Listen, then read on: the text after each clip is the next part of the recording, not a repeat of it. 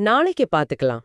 வாழ்க்கையில நம்ம எல்லாரும் ரொம்ப ரொம்ப சாதாரணமா ஆனா அதிகமா பயன்படுத்துற வார்த்தையே இதுதாங்க.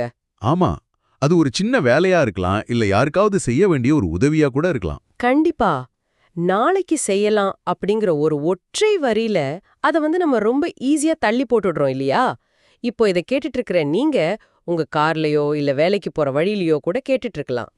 கொஞ்சம் யோசிச்சு பாருங்க. கடந்த ஒரு வாரத்துல எத்தனை நல்ல விஷயங்கள நீங்க நாளைக்கு அப்படின்னு தள்ளி போட்டிருப்பீங்க.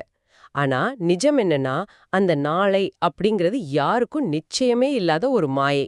100க்கு 100 உண்மை. நீங்க தள்ளி போடுற ஒவ்வொரு நல்ல செயலும் காலத்தோட குப்பத்தொட்டில வீசப்படுற ஒரு பொன்னான வாய்ப்பு. மிகச்சரியான ஆரம்பம். நாம வெறும் செயல்களை மட்டும் தள்ளி போடல, மனிதர்களாகிய நம்மளோட வாழ்வின் அடிப்படை அர்த்தத்தையே தள்ளி போடுறோம். இந்த ஆழமான உரையாடலோட நோக்கமும் அதுதான். நிச்சயமா. இன்னைக்கு நம்ம கிட்ட பல சுவாரஸ்யமான தரவுகள் இருக்கு. அதாவது 2000 வருஷத்துக்கு முன்னாடி எழுதப்பட்ட திருக்குறள், அப்புறம் 2ஆம் உலகப் போரோட நாசி வதை முகாம்கள்ல நடந்த மனவியல் ஆய்வுகள். அது மட்டுமில்லாம மேற்கத்திய தத்துவமான ஸ்டாய்சிசம். கரெக்ட். இப்படி பல கோணங்கள்ல இருந்து தகவல்களை நாம திரட்டியிருக்கோம். அறம் அப்படின்னு சொல்லப்படுற நற்செயல்களை ஏன் ஒரு நொடி கூட தள்ளி போடக்கூடாது அப்படிங்கறத ஆழமா புரிஞ்சுக்க போறோம். ஆமா, இது வெறும் அறிவுரை கிடையாது. மனித மனதோட உளவியலை உடைச்சு பார்க்கிற ஒரு தேடல். சரி, அந்த 2000 வருஷ பழமையான வரியிலிருந்தே தொடங்குவோமா? வள்ளுவல் என்ன சொல்றாரு? இப்ப பாத்தீங்கன்னா, திருக்குறளோட அரண் வலியுறுத்தல் அதிகாரத்துல வர்ற 33வது குறள் இது. ரொம்ப ஆழமான, அதே சமயம் மனித மனதோட இயல்பை மிக தெளிவா புரிஞ்சுகிட்டு எழுதப்பட்ட ஒரு வரி. அட, அந்த குறள் என்னன்னு சொல்லுங்க. உள்ளும் வகையான் அறவினை ஓவாதே செல்லும் வா எல்லாஞ் செயல். இந்த வரிகள் மனிதன் எப்படி முழுமையா வாழணும் அப்படிங்கிறதுக்கான ஒரு கையேடு அப்படின்னே சொல்லலாம். கேக்குறதுக்கே ரொம்ப கம்பீரமா இருக்கு. ஆனா இத நீங்க இன்னும் கொஞ்சம் எளிமையா, அதாவது இன்னைக்கு காலையில எழுந்து அவசரமா வேலைக்கு ஓடிக்கிட்டு இருக்கிற ஒருத்தருக்கு புரியுற மாதிரி விளக்க முடியுமா? கண்டிப்பா விளக்கலாம். இந்த வரிய நாம 3 பகுதியா பிரிச்சு பார்க்கலாம். முதலாவது உள்ளும் வகையான். அப்படின்னா நம்மால முடிஞ்ச அளவுக்குன்னு அர்த்தமா? எக்ஸாக்ட்லி. உங்களால முடிஞ்ச அளவுலலாம் அப்படின்னு அர்த்தம். நீங்க உடனே உங்க வேலையை விட்டுட்டு உலகத்தையே காப்பாத்தணும் அப்படின்னு அவர் சொல்லல.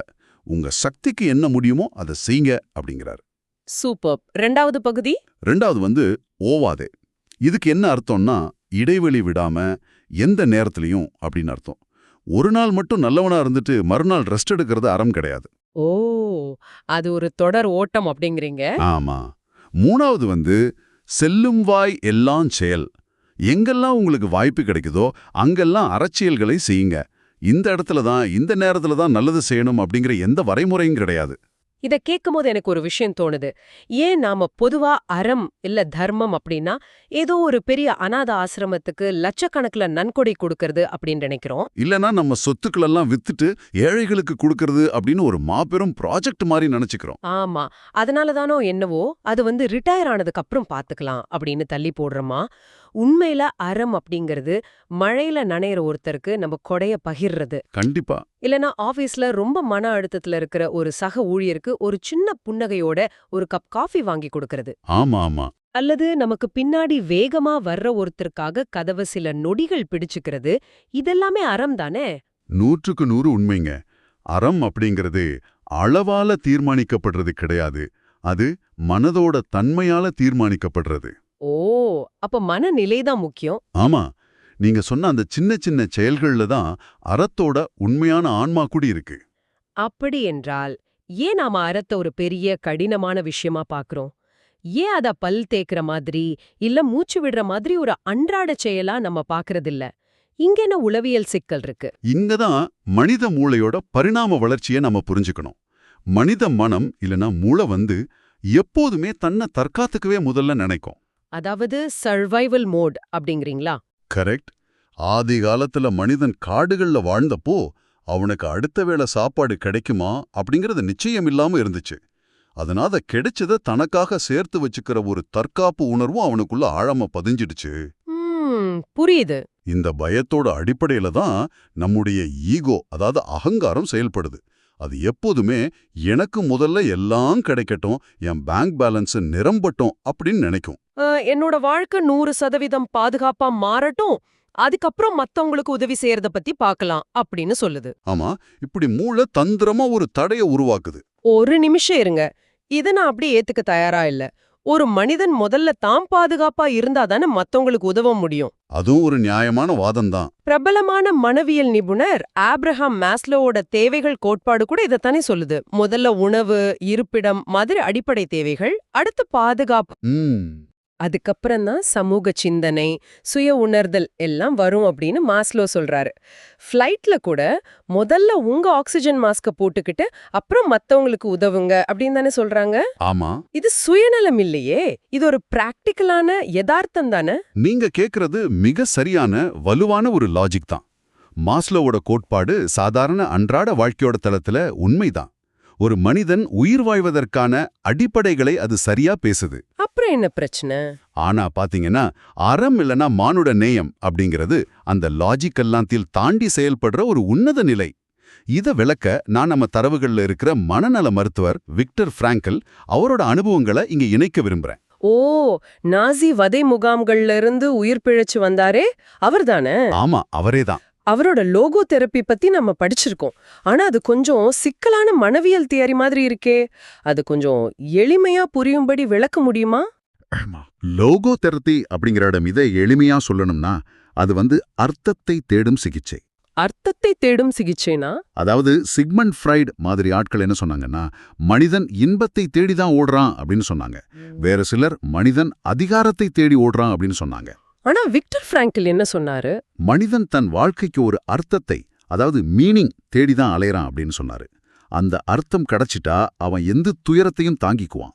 ஆட, இது அவரு ஏதோ ஏசி ரூம்ல உட்கார்ந்து எழுதல, மரணத்தோட வாசல்ல நின்னு எழுதினாரு. அந்த நாசி முகாம்களோட சூழ்நிலை எப்படி இருந்துச்சு அத நாம புரிஞ்சுக்கிட்டா இது இன்னும் கொஞ்சம் தெளிவாகும் அப்படின்னு நினைக்கிறேன். அந்த முகாம்கள்ல மனிதர்களுக்கு அடிப்படை உணவே கிடையாது. எலும்பும் தோலுமா நடுங்குற குளிர்ல வேலை செய்யணும். பாதுகாப்பு சுத்தமா கிடையாது. அடுத்த நிமிஷம் உயிரோட இருப்போமா அப்படிங்கிற உத்தரவாதமே இல்லையா?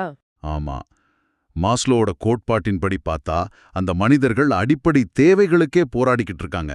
அதனால அவங்க மிருகங்கள் மாதிரி தங்களுக்குள்ள சண்டை போட்டு சுயநலத்தோட உச்சிக்கு போயிருக்கணும் இல்லையா? ஆமா, பசி வந்தா பத்தும் பறந்து போகும் அப்படின்னு சொல்வாங்களே, ஒரு துண்டு ரொட்டிக்காக ஒருத்தரை அடிச்சுக்கிற மனநிலை தானே அங்க இருந்திருக்கணும். ஆனா பிராங்கல் என்ன பதிவு செய்யறாரு தெரியுமா? அந்த இருண்ட குளிர்ந்த முகாம்கள்ல கூட சில மனிதர்கள் மத்தவங்க கிட்ட ரொம்ப பரிவா பேசினாங்க. ஓ, தங்கள் கிட்ட இருந்த அந்த ஒற்றை கடைசி துண்டு ரொட்டியும் தங்களை விட பசியால வாடுற சக கைதிக்கு கொடுத்தாங்க. இதை எப்படி நாம புரிஞ்சுக்கிறது? நம்பவே முடியாத ஒரு மனநிலை இது. தனக்கு அடுத்த வேளை சாப்பாடு இருக்கான்னு தெரியாத நிலையிலயும் ஒருத்தன் தான் உணவை குடுக்கறான் அப்படின்னா? சரியா புடிச்சிங்க. இது நமக்கு உணர்த்துறது என்னன்னா, அறம் அப்படிங்கிறது உங்களோட பொருளாதார வசதி இல்ல பாதுகாப்போட தொடர்புடையது கிடையாது. அது வாழ்க்கையோட அர்த்தம் தொடர்பானது. ஆமா, தள்ளி போடுறதுக்கு நம்ம மூளை 1000 லாஜிக்களை, சாக்கு போக்குகளை தேடும். நான் செட்டில் ஆகட்டும், அப்புறம் நல்லது செய்றேன் அப்படின்னு சொல்லும். ஆனா அறம் செய்ய நினைக்கிறவனுக்கு அந்த சாக்கு போக்குகள் தேவையில்லை. இது உண்மையிலேயே என் சிந்தனையே தலைகீழா மாத்துது. அறம் செய்ய வசதி தேவையில்ல, மனம் மட்டுமே தேவை அப்படிங்கறத மிகப்பெரிய திறப்பு. கண்டிப்பா. சரி, விக்டர் பிராங்கலோட இந்த அனுபவங்களை வச்சு பார்க்கும்போது அவரு தனக்கு நாளைக்கு என்ன நடக்கும் அப்படிங்கிற எந்த கட்டுப்பாடும் இல்லாத ஒரு சூழல்ல இன்னைக்கு என்ன செய்ய முடியும் அப்படிங்கறத கவனம் செலுத்திருக்காரு. இது எனக்கு மேற்கத்திய தத்துவமான ஸ்டாய்சிசம் தான் ஞாபகப்படுத்துது. மிக அருமையான இணைப்பு. நீங்க சொல்ற அந்த தொடர்பை இன்னும் கொஞ்சம் விவரிக்க முடியுமா? அதாவது ஸ்டாய்சிசம் அப்படிங்கிறது அடிப்படையில நம்ம கட்டுப்பாட்டுல உள்ள விஷயங்களை மட்டும் கவனிக்கிறது. ஓகே. நம்ம கட்டுப்பாட்டுல இல்லாத கடந்த காலத்தையோ எதிர்காலத்தையோ பத்தி கவலைப்படாம இருக்கிறது. ரோமானிய சக்கரவர்த்தி மார்க்கஸ் அரேலியஸ் எழுதின ஒரு வரி எனக்கு இப்போ ஞாபகத்துக்கு வருது. அவர் என்ன சொல்லிருக்காரு? அவரு மிகப்பெரிய அதிகாரம் கொண்டவர். ஆனா அவரு தனக்குத்தானே எழுதி கொண்ட குறிப்புகள்ல ஒரு நல்ல மனிதன் எப்படி இருக்கணும் அப்படின்னு விவாதிக்கிறதுல இனி நேரத்தை வீணாக்காத ஒரு நல்ல மனிதனா இரு அப்படின்னு பதிவு செஞ்சிருக்காரு. அட, ரொம்ப ஆழமான வரி. இது வள்ளுவரோட செல்லும் வாய் எல்லாம் செயல், அதாவது வாய்ப்பு கிடைக்கும் போதெல்லாம் செய் அப்படிங்கிற வார்த்தையோட அப்படியே ஒத்து போகுது இல்லையா?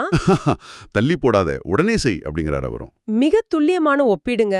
மார்க்கஸ் அரேலியஸ் ஒரு சக்கரவர்த்தியா இருந்தும் நாளைக்கு நாம உயிரோட இருப்போமா அப்படின்னு தெரியாத நிலையிலையும் அவங்க 2 பேரும் நிகழ்கால செயலின் மீதுதான் நம்பிக்கை கொண்டிருந்தாங்க. ஆமா, ஏன்னா காலம் அப்படிங்கிறது மனித மூளை உருவாக்கிக்கிட்ட ஒரு மாயை. தத்துவவியலாளர் எக்கார்ட் டோலே தன்னுடைய தி பவர் ஆஃப் நவ், அதாவது நிகழ்காலத்தின் சக்தி அப்படிங்கிற புத்தகத்துல இதத்தான் ரொம்ப தெளிவா விளக்குறாரு. அதெப்படி? காலம் ஒரு மாயையாகும். கடிகாரத்துல நேரம் ஓடிக்கிட்டே தானே இருக்கு. ஏன் மனித மூளைக்கு இந்த நிகழ்காலம் அப்படிங்கிற கருத்தை புரிஞ்சுக்க இவ்ளோ சிரமமா இருக்கு? ஏன்னா மனித மூளை எப்போதுமே ஒரு ஆன்டிசிபேஷன் மிஷின், அதாவது எதிர்பார்ப்புகளின் இயந்திரமாவே செயல்படுது. ஓ, எப்பவும் ஏதோ ஒன்ன எதிர்பார்த்துட்டே இருக்குமா? ஆமா, அது கடந்த காலத்து நினைவுகளை அசைபோடும், இல்லனா எதிர்கால பயங்களை கற்பனை செய்யும். இந்த ரெண்டுக்கும் நடுவுல உள்ள இந்த நிமிடத்தை, இந்த வினாடிய அது கவனிக்கவே தவறிடுது. உண்மைதான். நேத்து அப்படிங்கிறது முறிஞ்சு போன ஒரு கனவு. நாளை என்பது ஒருபோதும் வராத ஒரு கற்பனை. நீங்க வாழும், மூச்சுவிடும், உணர்றும் ஒரே இடம் இந்த நிகழ்காலம் மட்டுமே. ரொம்ப அழகா சொன்னீங்க.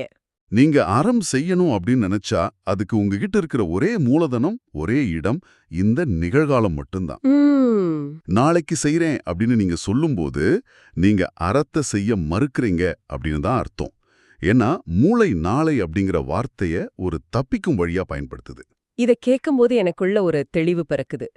இந்த இடத்துல நாம இன்னும் கொஞ்சம் ஆழமா செல்லணும் அப்படின்னு நினைக்கிறேன். சரி, கேளுங்க. தொடர்ந்து ஒருத்தன் இப்படி அறம் செஞ்சுகிட்டே இருந்தா, எந்த இடைவெளியும் இல்லாம தள்ளி போடாம அறம் செஞ்சா அவனுக்குள்ள என்ன மாதிரியான மனவியல் மாற்றம் நிகழும்? ரொம்ப நல்ல கேள்வி. நீங்க ஈகோ பத்தி பேசுனீங்க. நல்லது செய்யறதுக்கும் ஈகோ அழியறதுக்கும் என்ன தொடர்பு? அதுக்கு பின்னாடி உள்ள உளவியல் மெக்கானிசம் என்ன? இது ரொம்ப முக்கியமான விஷயம். நாம எப்போதெல்லாம் நமக்காக மட்டும் வாழ்கிறோமோ, நம்முடைய பிரச்சனைகள் நம்முடைய வாழ்க்கை அப்படின்னு சிந்திக்கிறோமோ, அப்போதெல்லாம் மூளை சுயத்தை மையப்படுத்திய கவலைகளை உருவாக்கிக்கிட்டே இருக்கு. ஆமா, நான் எனக்கு அப்படிங்கிற சிந்தனை. இதனால நான் எனது அப்படிங்கிற அகங்காரம், அதாவது ஈகோ தடிமனாகுது.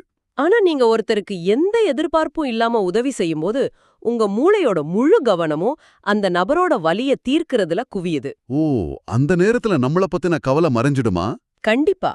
அந்த வினாடிகள்ல உங்க மூளை உங்கள பத்தின கவலைகளை ப்ராசஸ் செய்யறத நிறுத்திடுது. அதாவது மத்தவங்க மீது முழுமையா கவனம் செலுத்தும் போது நம்மளோட சுயபயம் காணாம போயிடுது அப்படிங்கிறீங்களா? சரியா சொன்னீங்க. தொடர்ந்து நீங்க இதை செய்யும்போது உங்களுக்குள்ள இருக்கிற அந்த நான் அப்படிங்கிற அகங்காரம் உருகத் தொடங்குது. நீங்க இயற்கையோட, உங்களை சுற்றியுள்ள மனிதர்களோட ஒரு ஆழமான பிணைப்பை உணர்றீங்க. இத நான் ஒரு உதாரணத்தோட ஒப்பிட்டு பார்க்க தோணுது. சொல்லுங்க. நாம புதுசா கார் ஓட்ட பழகும்போது கிளட்ச் எங்க இருக்கு, கியர் எப்ப மாத்தணும், ஸ்டீரிங்க எவ்ளோ திருப்பணும் அப்படின்னு ஒவ்வொரு விஷயத்தையும் பதற்றத்தோட யோசிச்சுக்கிட்டே இருப்போம் இல்லையா? ஆமா, ரொம்ப கவனமா இருப்போம். அது ஒரு கடினமான செயலா தோணும். ஆனா தொடர்ந்து ஓட்டி பழகின பிறகு அது ஒரு மசில் மெமரி மாதிரி நம்ம தசைகள்ல பதிஞ்சிடும். நிச்சயமா. நாம பாட்டு கேட்டுக்கிட்டோ பேசிக்கிட்டோ ரொம்ப இயல்பா கியரை மாத்துவோம். அறம் செய்வதும் அப்படிதானோ? அட, அருமையான பாயிண்ட். ஆரம்பத்துல நான் உதவி செய்யறேன், நான் புண்ணியம் தேடுறேன் அப்படிங்கிற நினைப்பு இருக்கும். ஆனா தொடர்ந்து செய்யும்போது அந்த தன்னுணர்வே இல்லாம அது ஒரு தன்னிச்சையான செயலா மாறிடுதா? லாப நஷ்ட கணக்கு பாக்குற மனநிலை மறைஞ்சிடுதா? மிக அற்புதமான ஒப்பீடுங்க. நீங்க சொன்னது 100க்கு 100 சரி. அதுதான் ஆன்மீகத்தோட உச்சநிலை. ஓ, ஒரு கட்டத்துல நான் செய்யறேன் அப்படிங்கிற உணர்வே இல்லாம இயல்பான ஒரு செயலா அது மாறிடும். மூளை அதுக்கான தனியா ஆற்றலை செலவிடாது. அங்கு ஒரு ஆழமான சரணடைதல் நிகழும். வள்ளுவர் ஓவாதே அப்படின்னு சொல்றதோட உளவியல் ரகசியமே இதுதான். தொடர்ந்து செய்யும்போதுதான் அது உங்க இயல்பா மாறும். வாவ்! தொடர்ந்து செய்யும்போது தான் அது உங்க இயல்பா மாறும். சரி, இது கேட்பதற்கு ரொம்ப உத்வேகமா இருக்கு. ஆமா. ஆனா இதையெல்லாம் கேட்டுட்டு இருக்கிற நீங்க இப்போதே உங்க ஆபீஸ்க்கு போற வழியிலயோ இல்ல வீட்டின் சமையலறையிலயோ இதை யோசிச்சுக்கிட்டு இருக்கலாம். என்ன யோசிப்பாங்க? இதெல்லாம் தத்துவார்த்தமா கேட்பதற்கு நல்லா இருக்கு. ஆனா நடைமுறை வாழ்க்கையில எத்தனையோ பிரச்சனைகள் இருக்கு. இதை எப்படி நாளைய என் பரபரப்பான வாழ்க்கையில செயல்படுத்துறது அப்படின்னு உங்களுக்கு தோணலாம். கண்டிப்பா தோணும். தத்துவங்களை வாழ்க்கையா மாத்துறது தானே நம்முடைய நோக்கம். எனவே இன்றைய நவீன கார்ப்பரேட் மற்றும் குடும்ப வாழ்க்கையில இதை எப்படி செயல்படுத்துறது அப்படின்னு கொஞ்சம் பேசுவோம். நிச்சயம். உங்க அன்றாட வாழ்க்கையில ரொம்ப எளிமையா செயல்படுத்தக்கூடிய 3 வழிகளை நான் முன்வைக்கிறேன். சொல்லுங்க, முதலாவது என்ன? முதலாவது, உங்க வேலையிடத்துல செய்யக்கூடிய உணர்ச்சி பூர்வமான அறம். ஒரு நிமிஷம் இருங்க. உணர்ச்சி பூர்வமான அறம் அப்படின்னா என்ன? சொல்றேன். இப்போ ஆபீஸ்ல ஒரு சக ஊழியர் ஒரு பெரிய தவறு செஞ்சிடுறாரு அப்படின்னு வச்சுப்போம். அதனால எனக்கு பிரச்சனை வரும் அப்படின்னா நான் எப்படி அமைதியா இருக்க முடியும்? அது என்னோட வேலைய பாதிக்குமே. அவரை நான் திட்டதானே செய்யணும். நல்ல கேள்வி. அறம் அப்படிங்கிறது தவறுகளை சரிச்சுக்கிறது கிடையாது. ஒரு பிரச்சனை நடக்கும்போது அதுக்கு உடனே கோபத்தோட ரியாக்ட் செய்யறதுக்கும் பொறுமையா புரிஞ்சுக்கிட்டு ரெஸ்பான்ஸ் செய்யறதுக்கும் உள்ள வித்தியாசம்தான் உணர்ச்சிபூர்வமான அறம். ஓ, ரியாக்ட் செய்யறதுக்கும் ரெஸ்பான்ஸ் செய்யறதுக்கும் உள்ள வித்தியாசம். ஆமா, அவர் தவறு செஞ்சா அவரை உடனே மத்தவங்க முன்னாடி விமர்சிக்காம அந்த தவறை பெரிதுபடுத்தி அவரோட சுயமரியாதையை உடைக்காம அவர் திருந்த அமைதியா தனிமையில சுட்டிக்காட்டி உதவுறது ஒரு பெரிய அறம். புரியுது. இதுக்கு நீங்க எந்த பணமும் செலவழிக்க வேண்டாம். உங்க மன முதிர்ச்சி மட்டுமே போதும். இது அந்த அலுவலக சூழலையே மாத்திரும். ரொம்ப தெளிவா சொன்னீங்க. தவறை சுட்டி காட்டுவது அறம்தான். ஆனா அதை எப்படி செய்யறோம் அப்படிங்கறதுல இருக்கு சூட்சுமம். சரி, ரெண்டாவது வழி என்ன? ரெண்டாவது, குடும்பத்துல நாம செய்யக்கூடிய அறம். இன்னைக்கு நம்ம அனைவருமே மொபைல் போன் திரைகள்ல தொலைஞ்சு கிடக்குறோம். ஆமா, அது ஒரு பெரிய பிரச்சனை. உங்க குழந்தைங்க உங்ககிட்ட வந்து பேசும்போதோ இல்ல உங்க வாழ்க்கை துணை உங்ககிட்ட ஒரு விஷயத்த பகிரும்போதோ கையில இருக்கிற போனை கீழே வச்சுட்டு அவங்க கண்களை பார்த்து உங்க முழுமையான கவனத்தை கொடுங்க. ஆனா இத செயல்படுத்துறது இன்றைய காலகட்டத்துல ரொம்ப கடினம் அப்படின்னு நான் நினைக்கிறேன். ஏன் அப்படி சொல்றீங்க? மொபைல் ஆப் எல்லாமே நம்மள அடிமையாக்குற வகையில தானே வடிவமைக்கப்பட்டிருக்கு. ஆபீஸ்ல இருந்து 5 நிமிஷத்துல ரிப்ளை பண்ணுங்க அப்படின்னு 100 இமெயில் வந்துகிட்டே இருக்கும்போது எப்படி முழு கவனத்தையும் கொடுப்பது? நீங்க சொல்றது உண்மைதான். நம்முடைய கவனம், அதாவது அட்டென்ஷன் அப்படிங்கிறது தான் இன்னைக்கு உலகத்திலேயே மிக விலை உயர்ந்த கரன்சி. பன்னாட்டு நிறுவனங்கள் பல பில்லியன் டாலர்களை செலவழிக்கிறது உங்க கவனத்தை ஈர்க்கத்தான். உண்மைதான். அப்படிப்பட்ட விலை மதிப்பற்ற உங்க கவனத்தை, உங்க நேரத்தை ஒரு மனிதருக்காக, அவர் மீது உள்ள அன்பிற்காக நீங்க முழுமையா கொடுக்கறீங்க அப்படின்னா அதை விட பெரிய அறம் இந்த நவீன உலகத்துல வேற ஒன்றும் இல்லை. வாவ்! நான் உனக்காக இருக்கிறேன் அப்படிங்கறத உங்க கண்கள் சொல்லணும். தள்ளி போடாம அந்த நொடியில நீங்க கொடுக்கிற கவனமே அவங்க மனதை குணப்படுத்தும். நீங்க சொல்றதே என் மனத ஆழமா தொடுதுங்க. கவனமே மிகப்பெரிய அறம். இதை இன்றைய காலகட்டத்திற்கு மிக தேவையான ஒரு திறப்பு. சரி, மூணாவது வழி என்ன? மூணாவது, மிக அதிக மன அழுத்தம் நிறைந்த முடிவுகளை எடுக்கும்போது கடைபிடிக்க வேண்டியது. வாழ்க்கையில பல நேரங்கள்ல நமக்கு கோபம் வரும், யாரையாவது பழிவாங்க தோணும், இல்லனா குறுக்கு வழியில ஒரு லாபத்தை அடைய நினைப்போம். அப்படிப்பட்ட கடினமான சூழல் வரும்போது மூளை அவசரமா சுயநலமா முடிவெடுக்க தோணும். ஆமா, அந்த நேரத்துல லாஜிக் வேலை செய்யாது. அப்போ ஒரு நிமிஷம் கண்களை மூடி அமைதியாகுங்க. தற்காலிக லாபமா நிரந்தரமான அறமா அப்படின்னு ஒரு போர் நடக்கும். இதுல எது சரியான வழி, எது அறத்தின் பக்கம் நிக்குது அப்படிங்கிற ஒற்றை கேள்வியை தங்களுக்கு தாங்களே கேட்டுக்கிட்டு அறத்தின் பக்கம் திசையை திருப்புங்க. சூப்பர். அதுவே ஒள்ளும் வகையான் ஓவாதே செய்யும் அறம். மிக தெளிவா சொன்னீங்க. அறம் அப்படிங்கிறது ஏதோ கோவிலுக்கு போறதோ உண்டியல்ல காசு போடுறதோ மட்டும் கிடையாது. அது நாம வாழும் விதம். கண்டிப்பா. நாம எடுக்கிற ஒவ்வொரு மூச்சிலையும் அறத்தை சுவாசிக்க முடியும். சக மனிதன் கிட்ட காட்டுற சிறு கருணை, ஒரு புன்னகை, அமைதியான ஒரு வார்த்தை, முழுமையான கவனம், இவை எல்லாமே அறத்தோட வடிவங்கள்தான். இவற்றை தள்ளி போட நமக்கு எந்த உரிமையும் இல்ல. ஆமா, இந்த ஆழமான தேடலை நாம நிறைவு செய்யும்போது ஒரே ஒரு விஷயத்தை மட்டும் உங்க மனசுல ஆழமா பதிவு செய்ய விரும்புறேன். சொல்லுங்க. தள்ளி போடப்படும் அறம் அறமே அல்ல. நீங்க எப்போ ஒரு நல்ல செயலை செய்ய நினைச்சு அதை நாளைக்கு பார்த்துக்கலாம் அப்படின்னு தள்ளி போடுறீங்களோ, அப்போ நீங்க தள்ளி போடுறது அந்த செயலை அல்ல, உங்களின் மனிதத்தன்மையே தள்ளி போடுறீங்க. தள்ளி போடப்படும் அறம் அறமே அல்ல, மனிதத்தன்மையே தள்ளி போடுறோம். இத சிந்திக்கும்போது மனசுக்குள்ள ஒரு பெரிய மௌனமும் அமைதியும் உருவாகிறத என்னால உணர முடியுது.